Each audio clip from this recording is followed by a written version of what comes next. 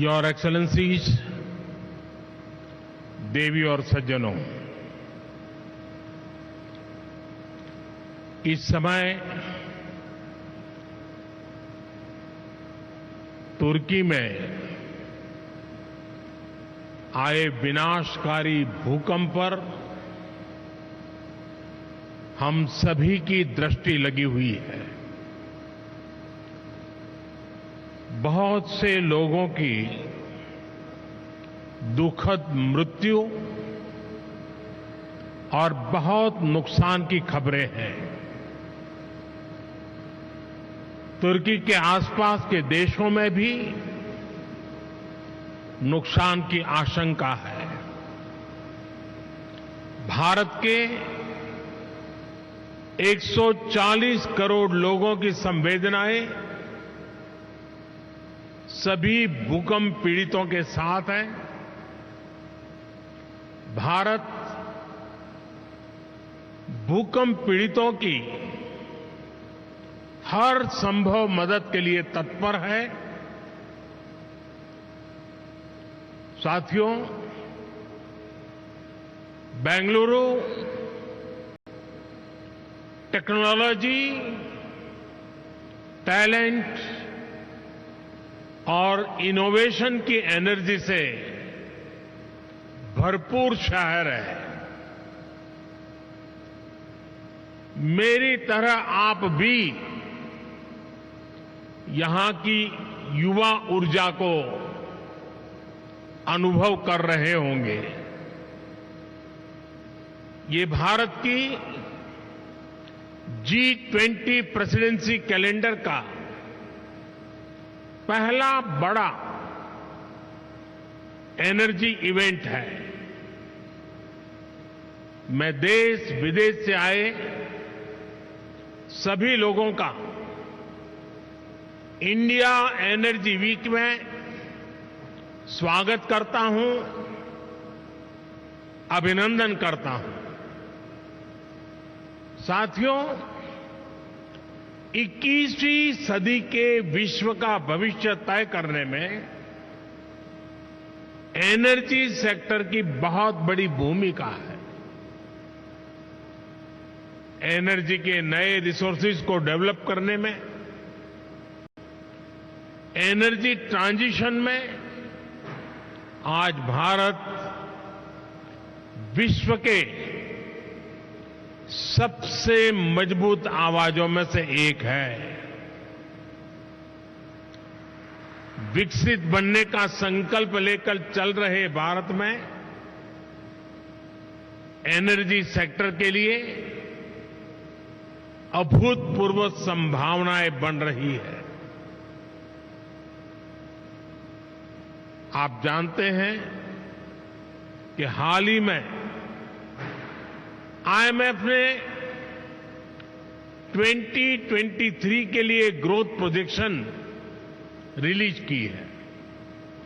इसमें कहा गया है कि Bharat fastest growing major economy रहने वाला है। महामारी और युद्ध के प्रभाव के बावजूद 2022 में भारत एक ग्लोबल ब्राइट स्पॉट रहा है। एक्सटर्नल सर्कमस्टेंसेस जो भी रहे, भारत ने इंटरनल रेजिलियंस की वजह से हर चुनौती को पार किया। इसके पीछे मल्टीपल फैक्टर्स ने काम किया। पहला, स्टेबल डिसिसिव गवर्नमेंट। दूसरा, सस्टेन रिफॉर्म्स। और तीसरा, ग्रासरूट पर सोशियो इकोनॉमिक एम्पावरमेंट। बीते वर्षों में बड़े पैमाने पर लोगों को बैंक खातों से जोड़ा गया, उन्हें फ्री हेल्थ केयर ट्रीटमेंट की सुविधा मिली, सेफ सैनिटेशन, बिजली कनेक्शन, आवास, नल से जल और दूसरे सोशल इंफ्रास्ट्रक्चर की पहुंच करोड़ों लोगों तक हुई। पिछले कुछ वर्षों में भारत की जितनी बड़ी आबादी के जीवन में ये बदलाव आया है, वो कई विकसित देशों की जनसंख्या से भी ज्यादा है। इससे करोड़ों गरीबों को गरीबी से बाहर निकालने में मदद मिली है। आज करोड़ों लोग गरीबी से निकलकर मिडिल क्लास के स्तर तक पहुंच रहे हैं। आज भारत में करोड़ों लोगों की क्वालिटी ऑफ लाइफ में बदलाव आया है। आज गांव-गांव तक इंटरनेट पहुंचाने के लिए 6 लाख किलोमीटर, 600,000 किलोमीटर से ज्यादा ऑप्टिकल फाइबर बिछाए जा रहे हैं। पिछले 9 वर्षों में देश में ब्रॉडबैंड यूजर्स की संख्या 13 गुना बढ़ चुकी है। पिछले 9 वर्षों में इंटरनेट कनेक्शंस 3 गुना से ज्यादा हो चुके हैं। आज रूरल इंटरनेट यूजर्स की संख्या अर्बन यूजर्स की तुलना में ज्यादा तेजी से बढ़ रही है। इसके अलावा भारत दूसरा सबसे बड़ा मोबाइल फोन बनाने वाला देश बन चुका है। इससे भारत में दुनिया का सबसे बड़ा एस्पिरेशनल क्लास तैयार हुआ है। भारत के लोग चाहते हैं कि उन्हें बेटर प्रोडक्ट्स, बेटर सर्विसेज और बेटर इंफ्रास्ट्रक्चर मिले। भारत के लोगों की आकांक्षाओं को पूरा करने के लिए एनर्जी बहुत बड़ा फैक्टर है। इंडस्ट्रीज से लेकर के ऑफिसेज तक, फैक्ट्रीज से लेकर के घरों तक भारत में एनर्जी की जरूरत, एनर्जी की मांग बढ़ती ही जा रही है। भारत में जिस तेजी से विकास हो रहा है, उसे देखते हुए ये माना जा रहा है कि आने वाले वर्षों में भारत में अनेक नए शहर बनने वाले हैं। इंटरनेशनल एनर्जी एसोसिएशन ने भी कहा है कि भारत इस दशक में भारत की एनर्जी डिमांड दुनिया में सबसे ज्यादा होगी और यहीं पर आप सभी इन्वेस्टर्स के लिए, एनर्जी सेक्टर के स्टेक होल्डर्स के लिए भारत नई अपॉर्चुनिटीज लेकर के आया है। आज ग्लोबल ऑयल डिमांड में भारत की हिस्सेदारी 5% के आसपास है, लेकिन इसके 11% तक पहुंचने की उम्मीद है। भारत की गैस डिमांड तो 500% तक बढ़ने का अनुमान है। हमारा विस्तार ले रहा एनर्जी सेक्टर भारत में इन्वेस्टमेंट और कोलैबोरेशन के नए अवसर बना रहा है। फ्रेंड्स, एनर्जी सेक्टर को लेकर भारत की स्ट्रेटेजी के 4 मेजर वर्टिकल्स हैं। पहला, डोमेस्टिक एक्सप्लोरेशन और प्रोडक्शन को बढ़ाना। दूसरा, सप्लाईज को डाइवर्सिफिकेशन। तीसरा, बायोफ्यूल्स, इथेनॉल, कंप्रेस्ड बायोगैस और सोलार जैसे ऑल्टरनेटिव एनर्जी सोर्सेज का विस्तार। और चौथा, इलेक्ट्रिक व्हीकल और हाइड्रोजन के जरिए डीकार्बनाइजेशन।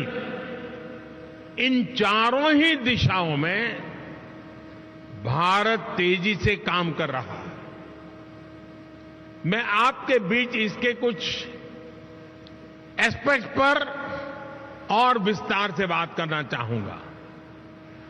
साथियों, आप जानते हैं कि भारत दुनिया में चौथी सबसे बड़ी रिफाइनिंग कैपेसिटी वाला देश है। भारत की वर्तमान क्षमता करीब 250 MMTPA की है, जिसे बढ़ाकर 450 MMTPA करने के लिए तेजी से काम हो रहा है। हम अपनी रिफाइनिंग इंडस्ट्री को लगातार इंडिजीनियस, मॉडर्नाइज और अपग्रेड कर रहे हैं। हम अपनी पेट्रोकेमिकल प्रोडक्शन कैपेसिटी को बढ़ाने की दिशा में भी बहुत तेजी से काम कर रहे हैं। भारत के रिच टेक्नोलॉजी पोटेंशियल और ग्रोइंग स्टार्टअप इकोसिस्टम का उपयोग करके आप सभी अपने एनर्जी लैंडस्केप का विस्तार कर सकते हैं। साथियों, हम 2030 तक अपने एनर्जी मिक्स में नेचुरल गैस कंजम्पशन को बढ़ाने के लिए भी मिशन मोड पर काम कर रहे हैं। इसे 6% से बढ़ाकर 15% करने का लक्ष्य तय किया गया है। हमारा वन नेशन वन ग्रिड ये विजन, इसके लिए सभी जरूरी इंफ्रास्ट्रक्चर उपलब्ध कराएगा। हमारा प्रयास है कि एलएनजी टर्मिनल रीगैसिफिकेशन क्षमता को बढ़ाया जाए। 2014 में हमारी क्षमता 21 MMTPA की थी, जो 2022 में करीब दोगुनी हो गई है। इसे और बढ़ाने के लिए काम जारी है।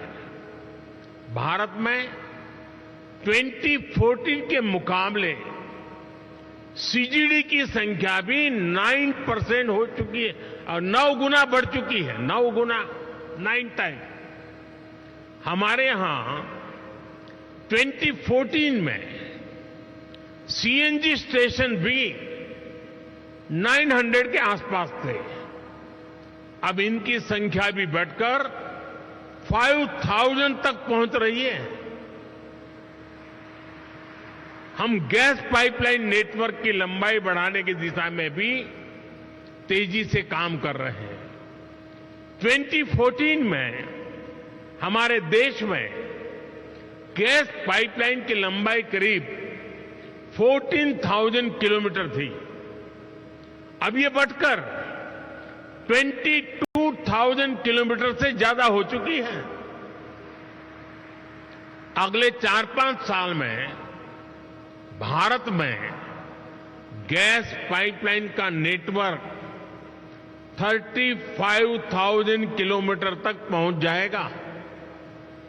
यानी भारत के नेचुरल गैस इंफ्रास्ट्रक्चर में आपके लिए निवेश की बहुत बड़ी संभावनाएं बन रही है।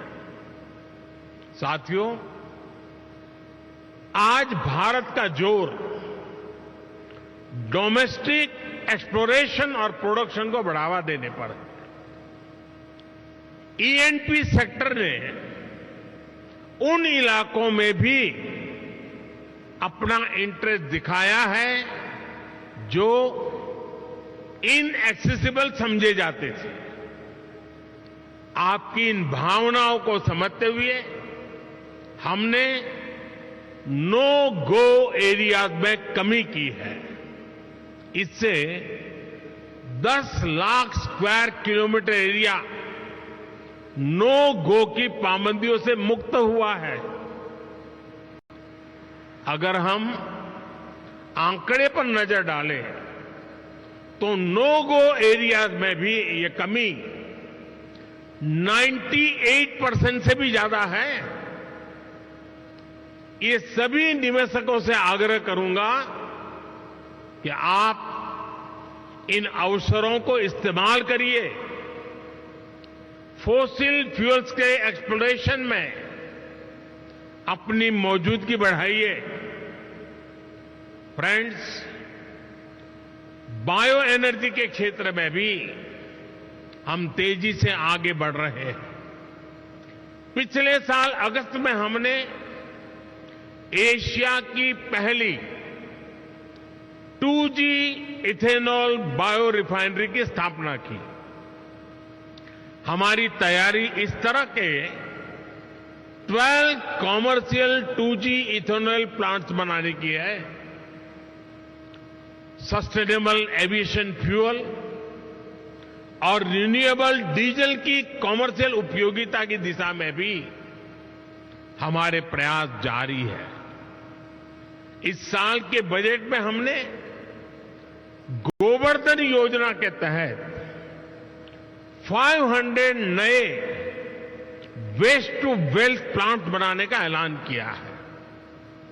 इसमें 200 कॉम्प्रेस्ड बायोगैस प्लांट्स और 300 कम्युनिटी या क्लस्टर बेस्ड प्लांट्स शामिल है। इसमें भी आप सभी के लिए हजारों करोड़ रुपए के इन्वेस्टमेंट के रास्ते बनने वाले हैं। साथियों, एक और सेक्टर जिसमें भारत विश्व में लीड ले रहा है वो है ग्रीन हाइड्रोजन का। नेशनल ग्रीन हाइड्रोजन मिशन 21वीं सदी के भारत को नई दिशा देगा। इस दशक के अंत तक हम 5 MMTPA ग्रीन हाइड्रोजन के प्रोडक्शन का लक्ष्य लेकर चल रहे हैं। इसमें भी 8 लाख करोड़ रुपए से अधिक के इन्वेस्टमेंट की संभावनाएं हैं। भारत अगले 5 वर्षों में ग्रे हाइड्रोजन को रिप्लेस करते हुए ग्रीन हाइड्रोजन का हिस्सा 25% तक बढ़ाएगा। ये भी आपके लिए बहुत बड़ा अवसर होगा। फ्रेंड्स, एक और महत्वपूर्ण विषय ईवीएस की बैटरी कॉस्ट का भी है। आज इलेक्ट्रिक व्हीकल में बैटरी की कॉस्ट 40 से 50% तक होती है। इसलिए इस दिशा में हमने 50 गीगावाट आवर्स की एडवांस केमिस्ट्री सेल बनाने के लिए 18,000 करोड़ रुपए से ज्यादा की पीएलआई स्कीम शुरू की है। देश में बैटरी मैन्युफैक्चरिंग फैसिलिटीज स्थापित करने के लिए एक अच्छा अवसर है। फ्रेंड्स, भारत में बन रही निवेश की इन संभावनाओं को हमने एक सप्ताह पहले आए बजट में और मजबूत किया है। बजट में renewable energy, energy efficiency, sustainable transportation और ग्रीन टेक्नोलॉजीज को और एनकरेज किया गया है। इसमें 35,000 करोड़ रुपए प्रायोरिटी कैपिटल इन्वेस्टमेंट के लिए रखे गए हैं ताकि एनर्जी ट्रांजिशन और नेट जीरो ऑब्जेक्टिव्स को बल मिले। बजट में हमने कैपिटल एक्सपेंडिचर के लिए 10 लाख करोड़ रुपए का भी प्रावधान किया है। इससे भी ग्रीन हाइड्रोजन से लेकर सोलार और रोड जैसे हर तरह के इंफ्रास्ट्रक्चर को गति मिलेगी। साथियों, 2014 के बाद से ग्रीन एनर्जी को लेकर भारत का कमिटमेंट और भारत के प्रयास पूरी दुनिया को देख रहे हैं। बीते 9 वर्षों में भारत में रिन्यूएबल एनर्जी कैपेसिटी करीब 70 गीगावाट से बढ़कर करीब 170 गीगावाट हो चुकी है। इसमें भी सोलर पावर कैपेसिटी 20 टाइम्स से ज्यादा बढ़ी है। आज भारत विंड पावर कैपेसिटी के मामले में दुनिया में चौथे नंबर पर है। हम इस दशक के अंत तक 50% नॉन फोसिल फ्यूल कैपेसिटी का लक्ष्य लेकर चल रहे हैं। हम बायोफ्यूल पर, इथेनॉल ब्लेंडिंग पर बहुत तेजी से काम कर रहे हैं। बीते 9 वर्षों में पेट्रोल में इथेनॉल ब्लेंडिंग को हम 1.5% से बढ़ाकर 10% कर चुके हैं। अब हम 20% इथेनॉल ब्लेंडिंग के लक्ष्य की तरफ बढ़ रहे हैं। आज यहां E20 रोल आउट किया जा रहा है। पहले फेज में देश के 15 शहरों को कवर किया जाएगा और फिर आने वाले 2 वर्षों में देश भर में इसका विस्तार किया जाएगा। यानी E20 भी आपके लिए देश भर में बहुत बड़ा मार्केट बनने जा रहा है।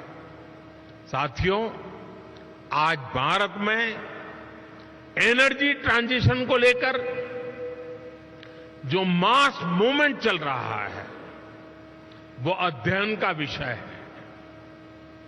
ये 2 तरीके से हो रहा है। पहला, एनर्जी के रिन्यूएबल सोर्स का तेज गति से एडॉप्शन कर, और दूसरा, एनर्जी कंजर्वेशन के प्रभावी तरीकों का एडॉप्शन। भारत के नागरिक आज बड़ी तेजी से एनर्जी के रिन्यूएबल सोर्सेज को अपना रहे हैं। सोलर पावर से चलने वाले घर, सोलर पावर से चलने वाले गांव, सोलर पावर से चलने वाले एयरपोर्ट, सोलर पंप से हो रही खेती, ऐसे अनेक उदाहरण हैं। बीते 9 वर्षों में भारत ने अपने 19 करोड़ से ज्यादा परिवारों को क्लीन कुकिंग फ्यूल से जोड़ा है।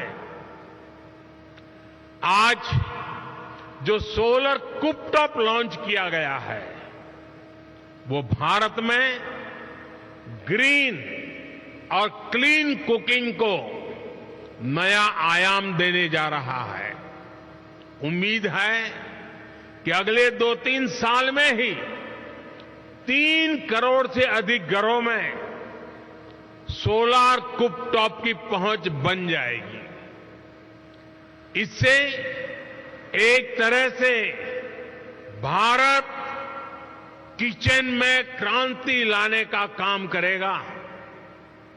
भारत में 25 करोड़ से अधिक परिवार हैं।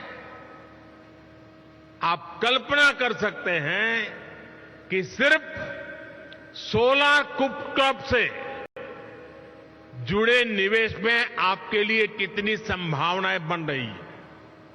साथियों, भारत के नागरिक एनर्जी कंजर्वेशन के प्रभावी तरीकों की तरफ तेजी से शिफ्ट हो रहे हैं। अब ज्यादातर घरों में स्ट्रीट लाइट्स में एलईडी बल्ब का इस्तेमाल होता है। भारत के घरों में स्मार्ट मीटर लगाए जा रहे हैं। लार्ज स्केल पर सीएनजी और एलएनजी को अपनाया जा रहा है। इलेक्ट्रिक व्हीकल्स की बढ़ती लोकप्रियता इस दिशा में बड़े बदलाव के संकेत दे रहे हैं। साथियों, ग्रीन ग्रोथ की तरफ, एनर्जी ट्रांजिशन की तरफ भारत के बड़े प्रयास हमारी वैल्यूज को भी रिफ्लेक्ट करते हैं। सर्कुलर इकोनॉमी एक तरह से हर भारतीय की जीवन शैली का हिस्सा है। रिड्यूस, रीयूज और रिसाइकल का मंत्र हमारे संस्कारों में रहा है। आज इसका ही एक उदाहरण हमें यहां अभी देखने को मिला है। प्लास्टिक की वेस्ट बॉटल्स को रिसाइकल करके जो यूनिफॉर्म बनाई गई है, आपने उसे देखा है। फैशन की दुनिया के लिए, सुंदरता की दुनिया के लिए उसमें कोई कमी नहीं है। हर साल 10 करोड़ ऐसी बॉटल्स की रिसाइकलिंग का लक्ष्य पर्यावरण की रक्षा में बहुत मदद करेगा। ये मिशन लाइफ यानी लाइफस्टाइल फॉर एनवायरनमेंट को भी मजबूती देगा, जिसकी दुनिया को आज बहुत आवश्यकता है। इन्हीं संस्कारों पर चलते हुए भारत ने 2070 तक नेट जीरो का टारगेट तय किया है। इंटरनेशनल सोलर अलायंस जैसे प्रयासों से भारत इस सद्भावना को दुनिया में मजबूत करना चाहता है। साथियों, मैं आपका फिर आह्वान करूंगा कि भारत के एनर्जी सेक्टर से जुड़ी हर संभावनाओं को जरूर एक्सप्लोर करें, उससे जुड़े। आज भारत आपके इन्वेस्टमेंट के लिए दुनिया में सबसे उपयुक्त जगह है। इन्हीं शब्दों के साथ आज आप इतनी बड़ी तादाद में यहां आए, एनर्जी ट्रांजिशन वीक के अंदर शरीक हुए। मैं आपका अभिनंदन करता हूं, स्वागत करता हूं और अपनी वाणी को विराम देता हूं। आप सबको बहुत बहुत शुभकामनाएं। धन्यवाद।